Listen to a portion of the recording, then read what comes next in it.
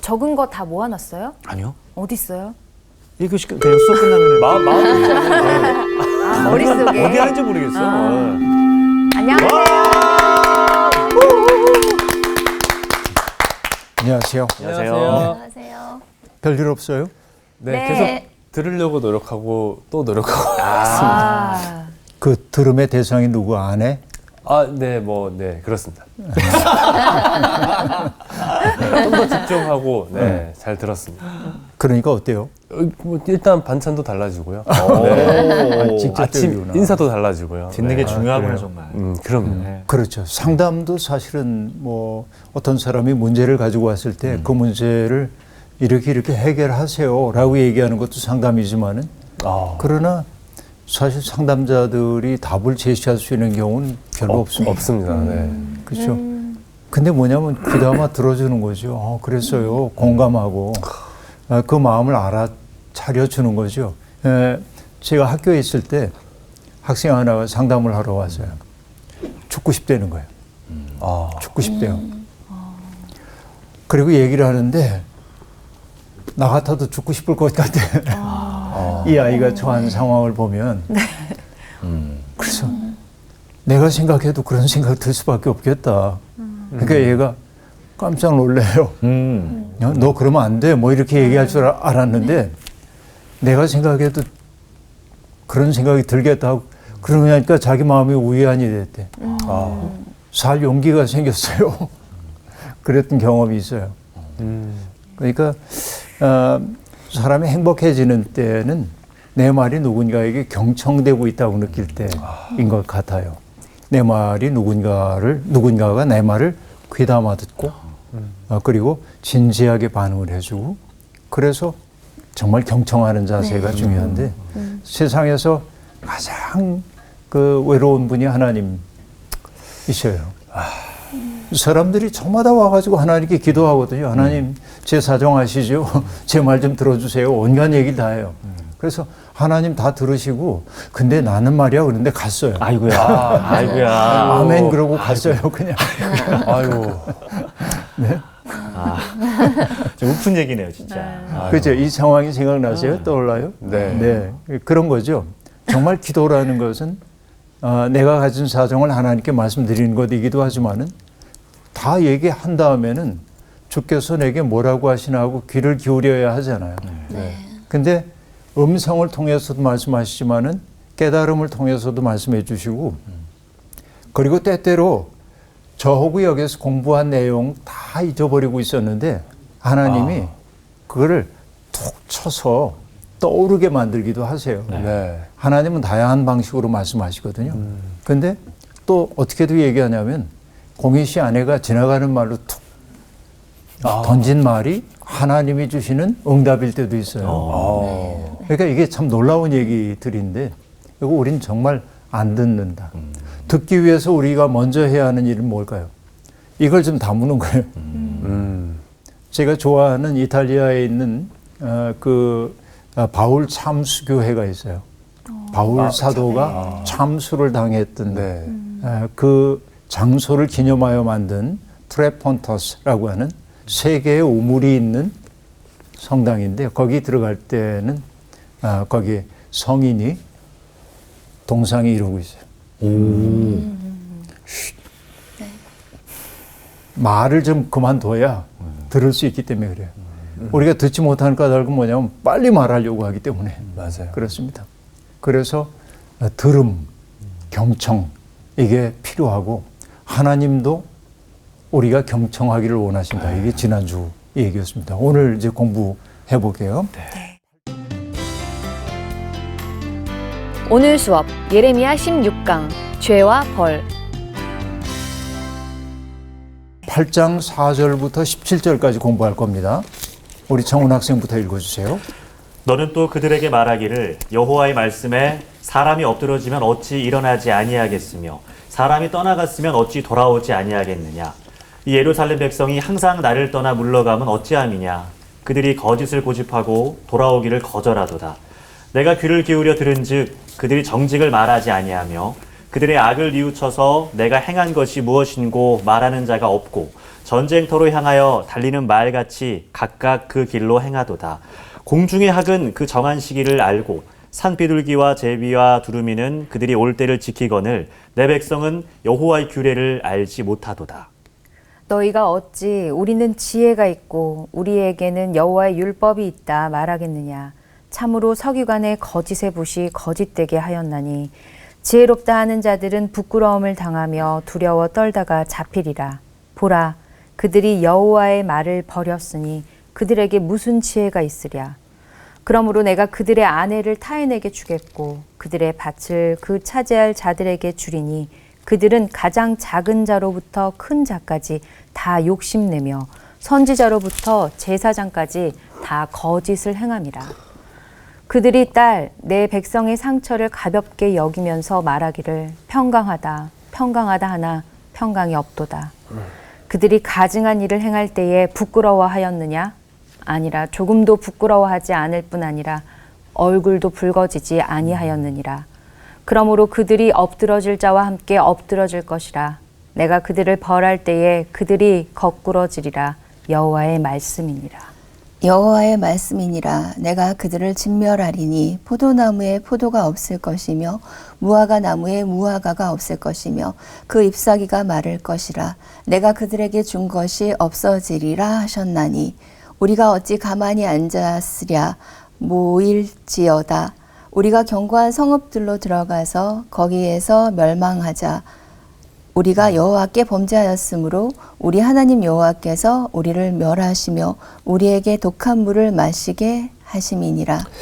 우리가 평강을 바라나 좋은 것이 없으며 고침을 입을 때를 바라나 놀라운 뿐이로다. 그 말의 부르짖음이 단에서부터 들리고 그 준마들이 우는 소리에 온 땅이 진동하며 그들이 이르러 이 땅과 그 소유와 성읍과 그 중의 주민을 삼켰도다. 여호와의 말씀이니라. 내가 술법으로도 제어할 수 없는 뱀과 독사를 너희 가운데 보내리니 그것들이 너희를 물리라 하시도다. 네. 오늘 읽었던 그 본문 말씀의 개역 성경은 소제목을 죄와 벌로 그렇게 붙여놓고 있습니다. 죄와 벌 그럼 떠오르는 게 있죠? 네. 토스토옙스키 소설. 소설. 도스토옙스키. 예. 도스토옙스키의 소설 제목이기도 하죠. 라스콜리니코프. 그러니까 나폴레옹 같은 영웅들은 수많은 사람을 죽이고도 영웅 대접받는데 세상에 기생충 같은 사람들 없애는 게 공의에 합당한 거 아니냐 이러면서 전당포 노파를 도끼로 죽이는 이런 만행을 저질렀던 이야기. 아, 그게 소설의 내용인가요? 소설의 내용. 제목만 알아가지고. 네. 그래서 이제 그가 이제 나중에 어떻게 참회의 길로 가게 되는지를 보여주고 있는 대목인데 어쨌든 하나님이 가장 안타까운 것은 그 백성들이 돌아올 줄 모른다는 데 있습니다. 뭐라고 얘기하냐면 넘어진 사람은 다시 일어난다. 맞죠? 넘어진 자리에서 다 딛고 일어났잖아요. 네. 그래요. 우리가 이제 어린아이들도 보면은 걷기 위해서 수없이 많은 시행착오를 그렇죠. 거칩니다. 아이가 넘어지는 게 싫다고 그래가지고 아이가 걸으려면 아니야 걷지 마 하는 부모는 아무도 없죠. 네. 수없이 많은 시행착오, 넘어짐과 일어섬을 반복하면서 아이는 걷기를 배우게 됩니다. 그래서 제가 좋아하는 그림 가운데 하나가 빈센트 반 고흐의 첫걸음이라고 하는 그림인데 거기에 보면은 그 밭에서 일하고 온 아빠가 지불다리 앞으로 이렇게 오는데 무릎을 꿇고 딸아이가 우리식으로 얘기하면 살인문 밖으로 나와서 아장아장 걸어오는 그 모습을 기다리고 있는 아버지의 모습이 있는데 너무 아름다워요. 첫걸음이라고 하는 그 그림이 참 정말 그런데 우리는 살다 보면 수없이 넘어져요. 안 넘어지는 사람 아무도 없습니다. 네. 그런데 넘어지고 나서는 일어나는데 그리고 떠난 사람도 다시 돌아오는데 이 백성은 아니거든요. 예언자를 통해 하나님이 하시는 말씀입니다. 저는 이렇게 얘기해요. 사람의 아름다움은 넘어지지 않는 데 있지 않다. 실수하지 않은 사람들이 남에게 가혹한 경우가 많이 있습니다. 네. 그렇죠. 네. 공부를 잘했던 사람들이 공부 못하는 사람 이해를 할 수가 없어요. 반성하세요. 왜 이해를 못 하시는 거예요, 저를? 너무 이해합니다. 아, 너무 이해를. 너무 완전히 이해합니다. 완전히 이해해요. 네. 어쨌든 넘어지는 게 우리의 삶의 일부분입니다. 실수하고 넘어지고. 그래서 우리가 넘어지지 않는 것을 자랑할 게 아니라 넘어진 다음에 일어서서 지향을 바로 하는지가 더 중요한 거죠. 그래서 잘 넘어져야 돼요. 네. 자주 넘어지라는 얘기가 아니고 넘어졌을 때 잘 일어날 수 있어야 한다는 얘기입니다. 근데 넘어져도 일어날 줄을 모른다. 이건 병든 거예요. 문제가 그렇죠. 있습니다. 그리고 떠난 사람도 다시 돌아와야 하는 것이죠. 그런데 예루살렘 백성들은 떠날 줄만 알고 돌아올 줄은 몰라요. 이게 이제 문제입니다. 왜 돌아오지 못하냐면 무능하게 되어 있냐면 내가 돌아올 수가 없어요. 왜요? 뭔가에 붙들려 있기 때문에 그래요. 사로잡혀 있어요. 뭐에 사로잡혔을까요? 우상입니다. 우상. 네. 거짓된 것들에 사로잡혀 있기 때문에 내가 자유롭게 돌아설 수가 없어요. 이게 가장 무서운 거예요. 죄의 벌이 뭐냐면 내가 저지른 죄에 대한 벌이 뭐냐? 돌아서지 못하도록 하는 게 벌일 때가 있어요. 그렇죠. 이게 떨쳐버리고 내가 가야 하는데 그러지 못한다 하는 얘기이죠. 그래서 진정한 믿음이라고 하는 것은 무제약적 관심에 사로잡히는 건데 하나님에게 사로잡히는데 하나님에게 사로잡힌 이들에게 주어지는 것이 뭐냐면 자유예요. 근데 하나님 아닌 것들에 사로잡히는 순간 주어지는 게 뭐냐면 부자유예요. 근데 사람들은 이거를 하나님에게 사로잡히기보다는 다른 것들에 사로잡힘으로 자유를 확보할 수 있다고 생각하기도 해요. 네. 그래서 제가 종종 인용을 하는 말이지만은 금방 얘기했던 도스토옙스키가 한 말입니다. 네. 죽음의 지배 기록이라고 하는 책에서 한 말인데 도스토옙스키가 시베리아 유형을 떠났거든요. 네. 황제 암살 사건에 모의했다고 해서 그런데 그 수용소 안에서 수감자들과 더불어 지냈던 그 기록을 기록한 게 죽음의 지배 기록인데 거기에서도 돈이라는 게 자유를 주는 거예요. 돈이 있으면 뭔가 할 수 있어요. 그래서 돈을 주조된 자유라고 이렇게 얘기를 했는데 그러니까 지금도 많은 사람들이 돈 하면 자유롭잖아요. 내가 못할 일 없을 것처럼 보이고 그러죠. 네. 그런데 나는 누구에게 매이냐? 돈에 매여 있잖아요. 대부분의 사람들이. 맞습니다. 나에게 자유를 준다고 생각하는 그 대상에게 매여서 살고 있잖아요. 이게 아이러니입니다. 그러니까 돈 하고 사는 거죠. 형제 자매도 없어요.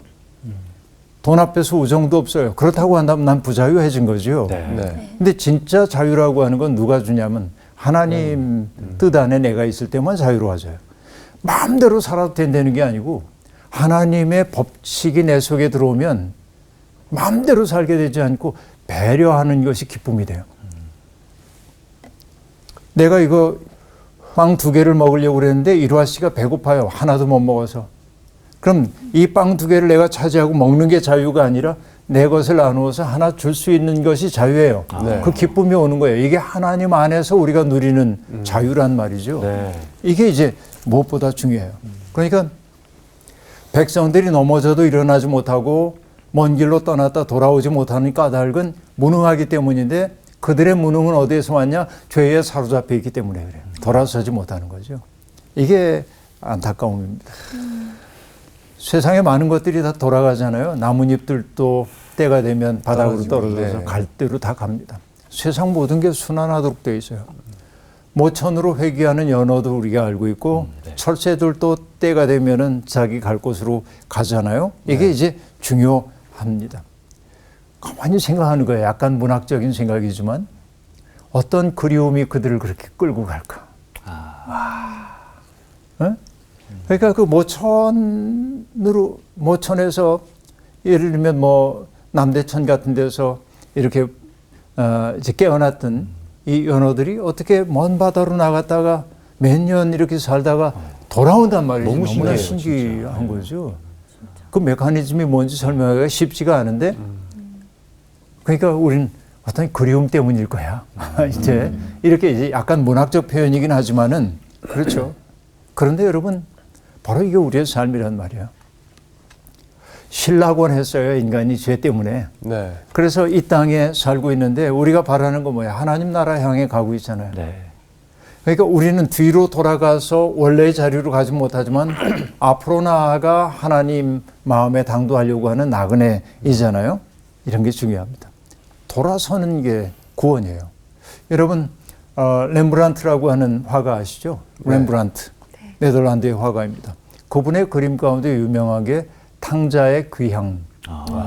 그러니까 탕자의 비유 이야기를 그린 그림이거든요. 네. 내용은 다 아니까 설명 안 해도 알 텐데 작은 아들이 이제 방탕한 세월을 보내다가 내 아버지 집에 먹을 것이 많은데 생각하고 문득 제정신이 돌아와요. 그렇죠? 그의 마음이 제자리로 돌아와요. 네. 그러자 아버지 집을 등지고 떠나왔던 그가 아버지 집을 향하여 돌아서요. 어떤 분은 얘기합니다. 그가 구원을 경험한 때는 언제냐? 돌아섰을 때야. 아버지 품 안에 안길 때는 궁극적 구원이겠지만 예. 그리고 돌아가서 어떻게 하죠? 아버지는 아직도 거리가 먼데도 아들이 오는 것을 보고 달려나가요. 반가운 마음에. 그리고 부둥켜 안아요. 이 극적인 순간을 렘브란트가 그림으로 그렸어요. 그런데 보면요. 아들은 변변한 속옷조차 그 겉옷을 입지 못했어요. 속옷이 다 노출되어 있고요. 그리고 그냥 겨우 이때는 게 뭐냐면 하의는 황갈색 하의인데 다 낡아지고 떨어지고 그리고 무릎을 꿇고 아버지를 부둥켜 안고 있는 그 아들을 보면은 그 신발조차 샌들조차 다 떨어져 가지고선 볼 수가 없는 그런 상황입니다. 그리고 왼발은 상처투성이에요. 고통스러운 삶을 보여주고 있죠.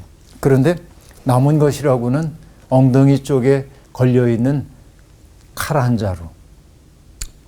칼이요. 칼. 예. 칼이 하나 걸려있는데 네. 그게 칼이 걸려있는 건 뭐냐면 그가 이 꼴이 되긴 했지만은 본래 고귀한 신분이었음을 나타내는 표야. 유일하게.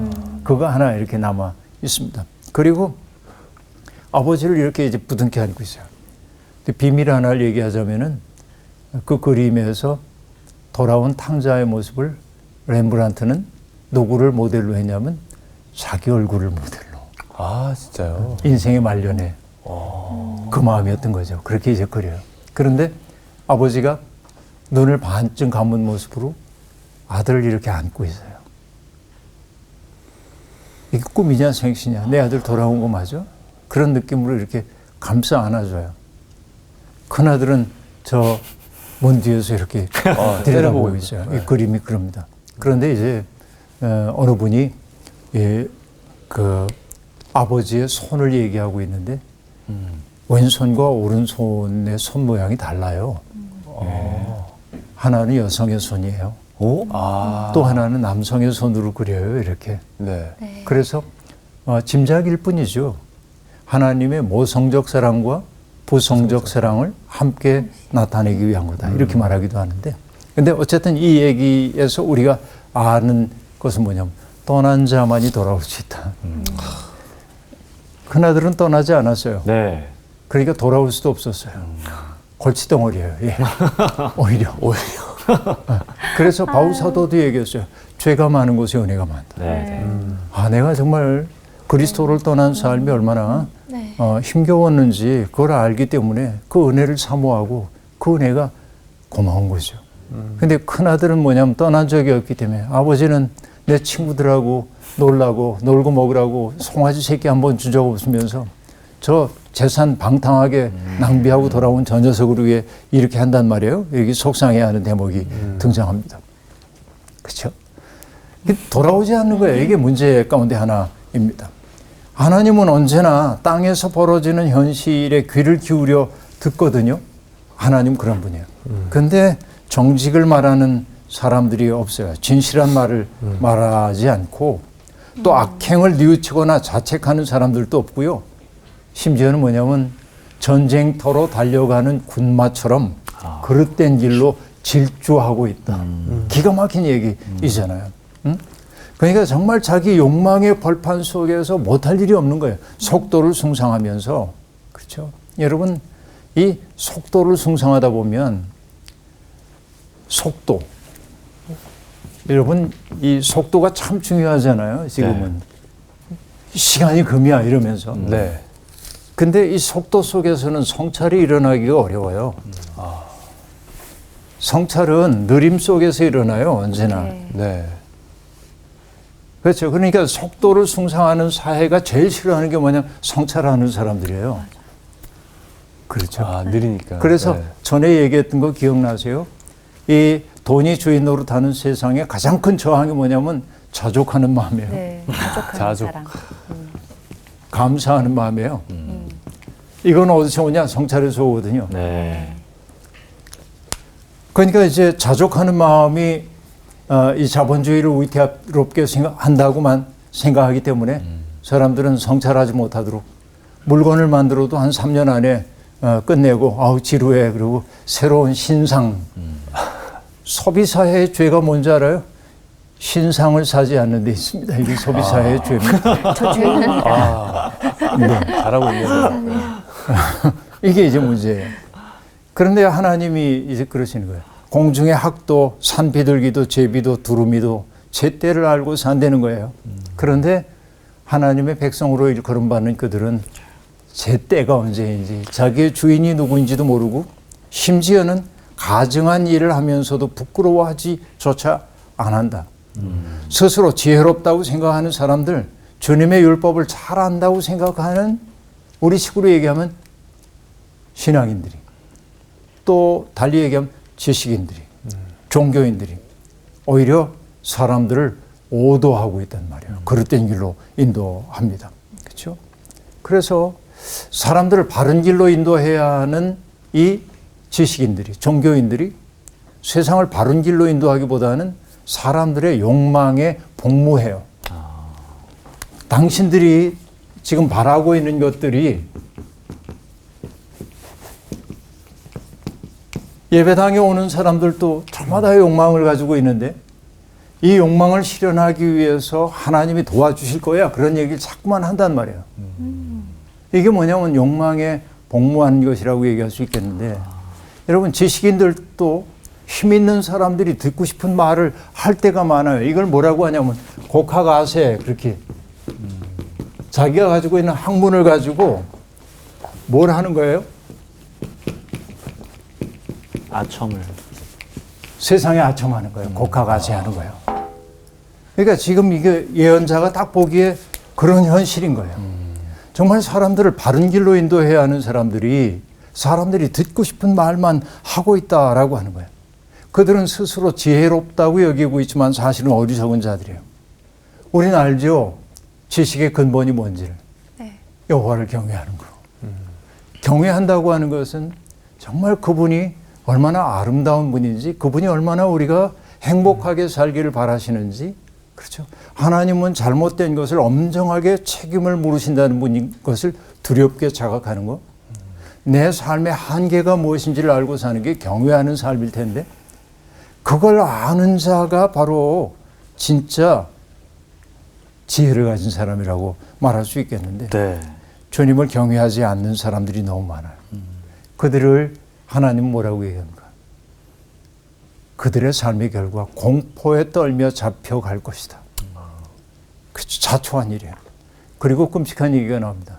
그들의 아내는 다른 남자에게 넘어가고 그들의 밭도 다른 사람들이 차지할 거다라고 말합니다.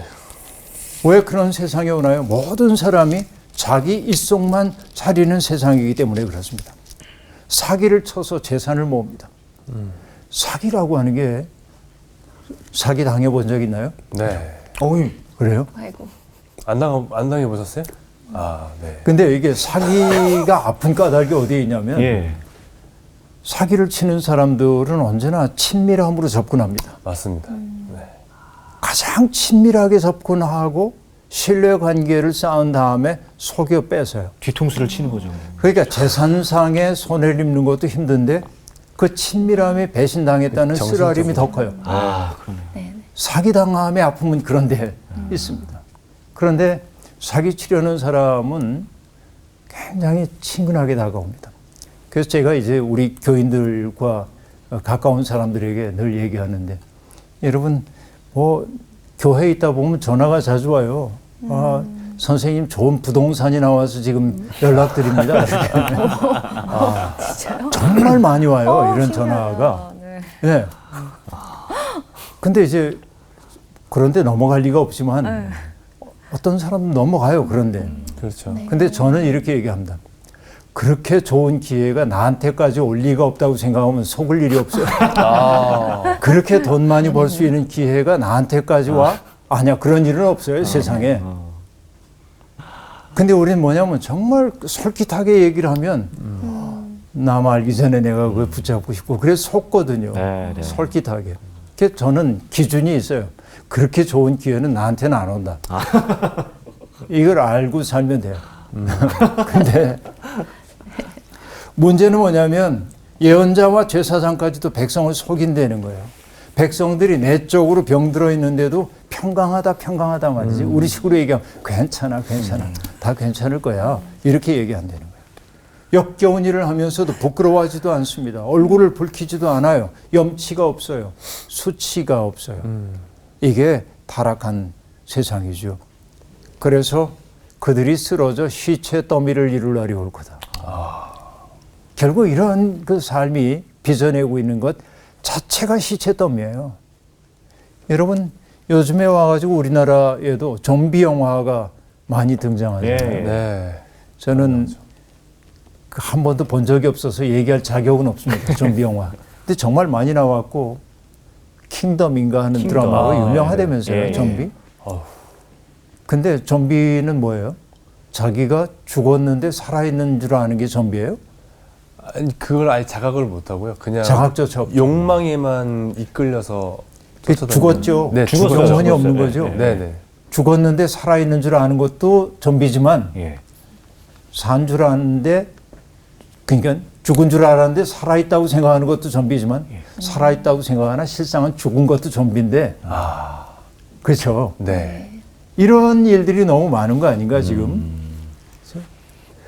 그러니까 시체 더미를 이룰 거다 이 얘기를 그냥 뭐 사람들이 죽어서 이런 거로만 볼 수도 있지만 오늘 온통 이런 세계 속에 살면서 살아있는 줄 아나 실상은 영원히 죽은 자들이 있다고 한다면 시체들의 거리 아닙니까? 우리가 살고 있는 세상.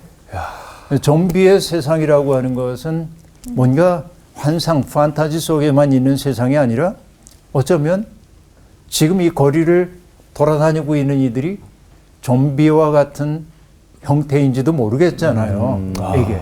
네. 그렇죠. 이 성경이 얘기하고 있는 이 얘기는 오늘의 현실 속에서 그대로 지금 실현이 되고 있단 말이에요.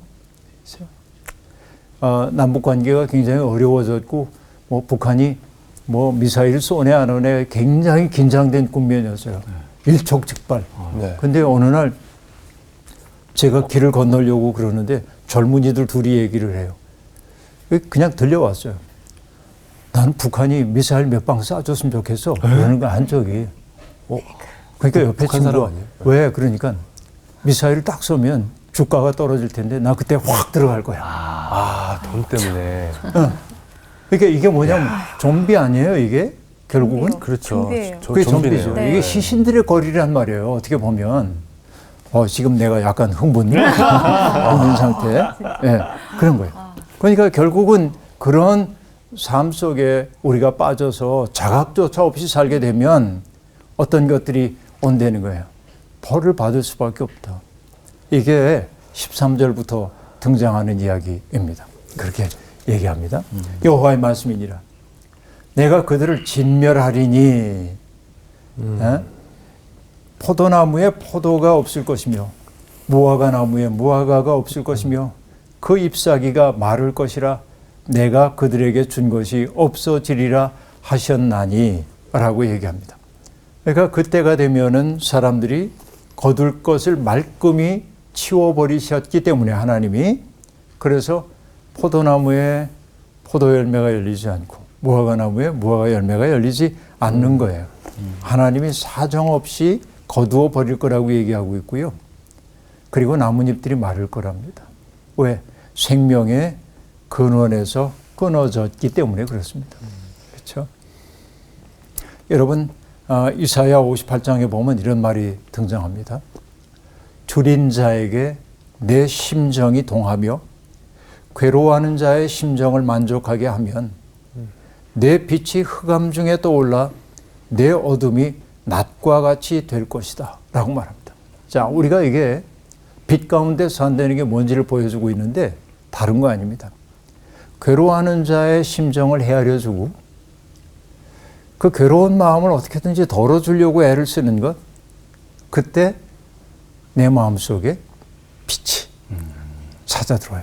어둠 가운데 방황하지 않게 될 거다라고 얘기하고 있고, 그렇게 사는 사람에게 하나님이 약속하신 건 뭐냐? 여호와가 너를 항상 인도하여 메마른 곳에서도 내 영혼을 만족하게 할 것입니다. 메마른 곳에서도 내 인생에 가뭄이 찾아와도 내 영혼이 고갈되는 일은 없게 할 거다. 그러니까 내 수입이 줄고 내가 원하는 바대로 세상이 진행되지 않을 때 인생의 가뭄이라 말할 수 있지만은 그때도 나의 속에 있는 샘은 마르지 않는다. 그게 뭐예요? 결국은 내가 타자들을 어떻게 대하느냐에 따라서 내 속에 샘이 막힐 수도 있고 막히지 않을 수도 있는 거예요. 그러니까 어떻게 보면 내가 복받는 것은 어떨 때 복받냐? 타자들 관계 속에서 나타나요. 정훈 씨의 아픈 사정을 헤아리게 될 때 정훈 씨는 나를 통해 위로받겠지만은 나 또한 정훈 씨의 고통받는 사정을 어떻게 덜어주려고 했는데 내 속에 샘이 마르지 않게 되는 거죠. 이게 이제 신비한 일이라고 볼 수 있습니다. 신앙의 역설이 여기에 있습니다. 마태복음 11장에 보면 예수님이 그러잖아요. 수고하고 무거운 짐진 자들아 내게로 와라. 내가 너희를 편히 쉬게 하겠다. 얼마나 좋아요. 천부여 의지 없어 손 들고 옵니다. 주님 앞에 가는 거죠. 근데 주님이 그 다음에 뭐라고 얘기하냐면 나의 멍에를 메고 내게 배우라. 주님의 멍에는 뭐예요? 십자가 아니에요? 네. 남들을 풍요롭게 하기 위해 나의 삶을 선물로 그에게 주는 삶 아니에요? 아니 내 짐도 무거운데 어떻게 주님의 멍에를 지라고 하십니까? 주님은 말씀하십니다. 내 멍에는 가벼워. 내 짐은 가볍고 내 멍에는 쉽다라고 얘기합니다. 재미나는 게 일화 씨의 어려움을 덜어주기 위해서 마음이 동하여가지고 그 어려운 문제를 해결해 주려고 애쓰다 보니까 내 어깨를 짓누르고 있던 게 사라졌어.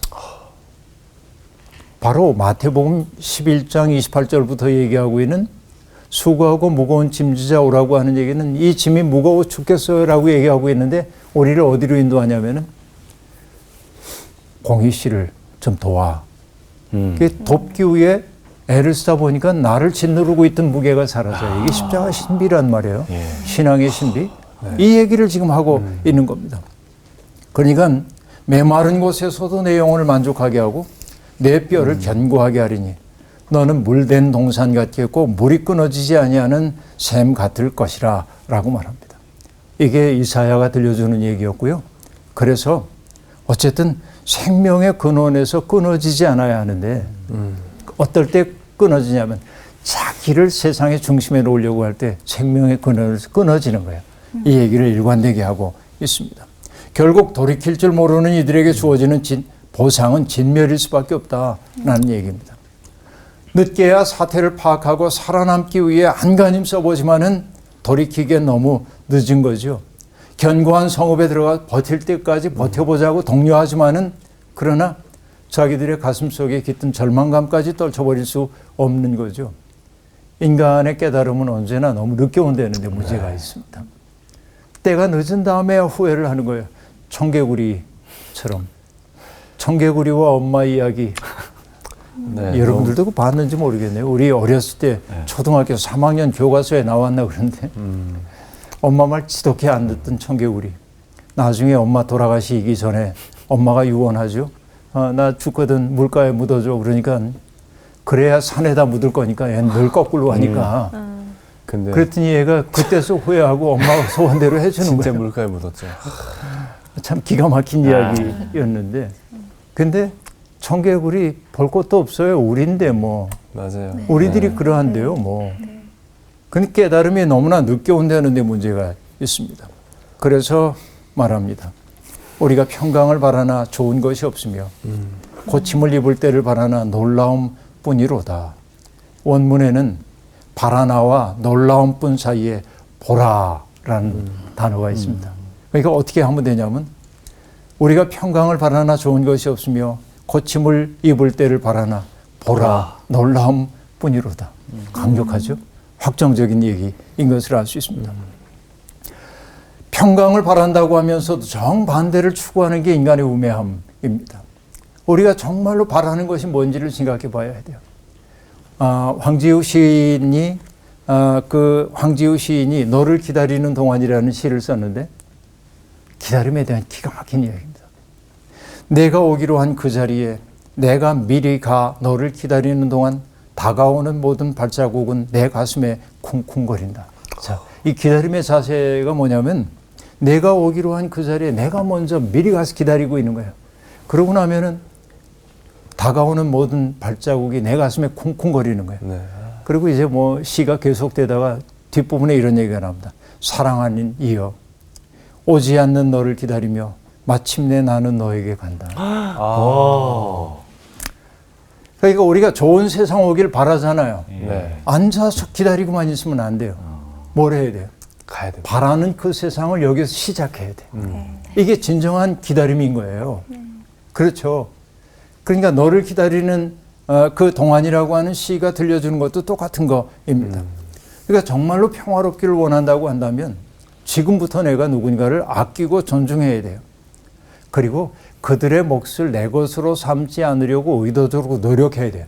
이게 평화로운 세상을 만드는 일이라고 볼 수 있겠습니다. 결국 우리가 그런 일에 실패하게 될 때 마침내 압도적인 타자인 적들이 우리의 삶을 해치기 위해 다가오는 걸 경험할 거예요. 16절이 그래서 이렇게 얘기하고 있습니다. 16절 보면은요. 그 말의 부르짖음이 단에서부터 들리고 그 준마들이 우는 소리에 온 땅이 진동하며 그들이 이르러 이 땅과 그 소유와 성읍과 그 중에 주민을 삼켰도다 라고 말합니다. 말의 부르짖음이 들려오고요. 준마들의 울음소리가 들려옵니다. 그때는 언제냐? 술법으로도 제어할 수 없는 뱀과 독사를 너희 가운데 보내리니 그것들이 너희를 물리라. 기회가 주어졌는데도 그것을 기회인 줄 모르면 하나님의 카이로스, 하나님의 개입하시는 시간, 그 시간을 예언자들을 통해 수없이 경고했는데도 불구하고 아직 실현되지 않은 미래이기 때문에 안 올 거라고 하는 환상에 사로잡혀서 지난날의 삶을 계속하게 될 때 그때 들려오는 게 뭐야? 압도적인 군마들의 소리가, 질주하는 말의 소리가 들려오고 술사들조차 제어할 수 없는 뱀과 맹독을 가진 이들이 너희를 물 것이다 라고 얘기합니다. 그래서 금방 얘기했던 것처럼 진정한 기다림이라고 하는 것은 기다림의 내용을 오늘 나의 삶 속에 시작하는 것임을 잊지 말아야 하겠고 네. 그리고 언제나 경청하면서 그렇죠. 경청하는데 그치지 않고 그분이 우리에게 지시하여 보여주는 삶을 향하여 한 걸음씩 옮겨놓는 그 삶이 압도적인 타자들에게 공격당하여 망하지 않는 유일한 길이라고 얘기할 수 있겠죠. 이것을 끝없이 얘기하지만 절대 듣지 않는데 인류의 비극이 있습니다. 오늘 우리가 살고 있는 세상을 좀비들의 세상이라고 아까 잠깐 얘기했습니다만 내가 살아있는 줄 알지만 실상 영혼이 죽어버린 이들이 너무 많은 세상인데 그렇기 때문에 우리가 경험하는 것은 뭐냐? 늘 부족함을 느끼고 포도나무에 열매가 없는 것 같고 무화과나무에 열매 없고 나뭇잎이 마르는 것처럼 느껴지고 쓸쓸함이 황폐함이 우리 속에 있는데 우리가 조금이라도 좋은 세상 보기 위해서 하나님의 마음을 우리 속에 모셔드리고 타자들에게 마음을 열게 될 때 우리의 속에서 마르지 않는 샘물이 나올 거고 그 샘물 덕분에 인생의 가뭄이 와도 망가지지 않을 수 있지 않나. 여러분 이 믿음으로 한번 한 주간을 살았으면 좋겠습니다. 고맙습니다. 오늘 수업 마칠게요. 감사합니다. 네. 감사합니다. 저는 목사님이 하신 비유 중에 네. 그 하나님이 주신 자유라고 하시면서 빵 2개 있는 사람이 한 개 나눠주고 이게 자유다. 근데 이렇게 살면 한 번밖에 없는 인생 잘 사는 것 같다라는 생각이 드는, 이렇게 살고 싶다는 생각이 확 들었어요. 네. 이왕이면 내가 좀 더 부유하면 좋겠지만 부유하지 않더라도 내 가진 걸 좀 나눠주는 삶이 괜찮은 삶이겠구나, 우아한 삶이겠구나. 그렇게 살면 좋겠다 싶은 거예요. 나는 그 자본주의의 가장 큰 적은 자족하는 사람. 네. 신상에 그냥 늑대도 안 주고. 근데 그게 성찰을 해야만 가능하다는 거.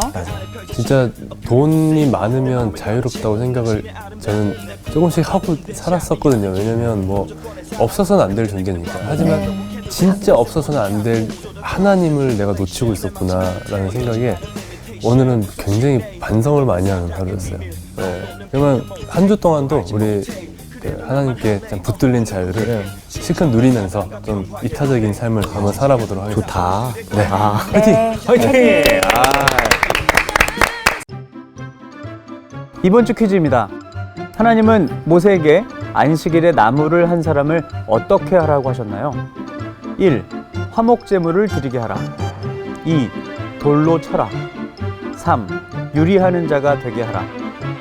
정답을 아시는 분은 CBS 성서학당 홈페이지와 성서학당 카카오 채널을 이용하시면 됩니다. 선정되신 분들에게는 대한성서공회에서 발행한 성경 통독을 위한 최고의 자습서 성경 2.0 성서학당 선생님들의 저서 중 하나를 드립니다.